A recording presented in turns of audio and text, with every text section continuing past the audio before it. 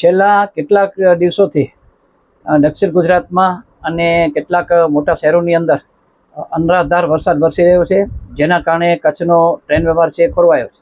ખાસ કરીને ગઈકાલે રાત્રે એટલે તારીખ 22ના રાત્રે ભુજથી સયાજી એક્સપ્રેસ અને કચ્છ એક્સપ્રેસ ઉપડી હતી, જે ઉધના મધ્યે શોર્ટ ટર્મિનેટ કરવામાં આવી છે.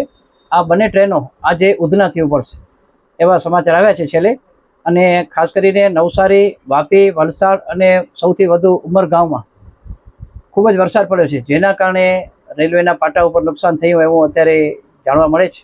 અને જેના કારણે કચ્છને મુંબઈનો વ્યવહાર છે એ ટ્રેન વ્યવહાર છે એ ખોરવાયો છે. ઘણા બધા મુસાફરો રજડી પડ્યા છે. અત્યારે જૈનોની વાત કરું તો સમગ્ર કચ્છની અંદર જૈનોના ચાતુર્માસ પ્રવેશ ચાલી રહ્યા છે, અને જેના કારણે મોટી સંખ્યામાં કચ્છી જૈનો કચ્છ આવવા ઈચ્છે છે, જેમની ટિકિટો રિઝર્વેશન છે, પણ અત્યારે બધા અટવાયા છે. અને આજે વરસાદ વરસ્યો છે અને ઘણી જગ્યાએ મુશળધાર વરસાદે ઘણી બધી નુકસાની કરી છે. એના કારણે રેલ સેવાને અસર થઈ છે. કચ્છની બંને ટ્રેનો આજે ઉધનાથી ઉપડશે. સુરતની બાજુમાં ઉધના આવેલો છે અને ત્યાંથી ભુજ આવશે કચ્છ એક્સપ્રેસ અને સયાજી. અને ગઈકાલે ગઈ છે બંને પણ ટ્રેનો ઉધના સુધી પહોંચશે એવા સમાચાર મળ્યા છે. ભાઈ, વાત કરીએ કે આ કેટલા દી રહી શકે છે વરસાદના કારણે? રેલવે તંત્ર આ બંને ટ્રેનો અને કચ્છની જે ટ્રેનો છે એ રેગ્યુલર થાય એના માટે સતત પ્રયત્નશીલ છે, પણ વરસાદ ઉપર આધાર છે. આ તો કુદરતી પ્રકોપ છે, જેના કારણે ટ્રેન વ્યવહાર ખોરવાયો છે. અને અત્યારે ઘણી બધી ટ્રેનો રદ કરવામાં આવી છે, ઘણી બધી ટ્રેનો શોર્ટ ટર્મિનેટ કરવામાં આવી છે.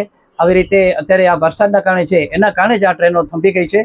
જ્યારે બરાબર નિયમિત ચાલુ થઈ જશે રોડ, રસ્તા અને ટ્રેક, ત્યારે આ ટ્રેનો ફરી રેગ્યુલર થઈ જશે. માં motor driving, safe and sure driving.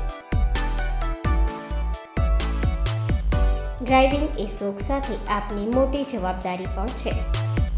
અમારા ઇન્સ્ટ્રક્ટર દ્વારા સચોટ અને સરળ માર્ગદર્શન. આપની રોજની તાલીમની માહિતી મેળવીને શું અધુરાશ છે એના ઉપર પૂરું ફોકસ કરાય છે.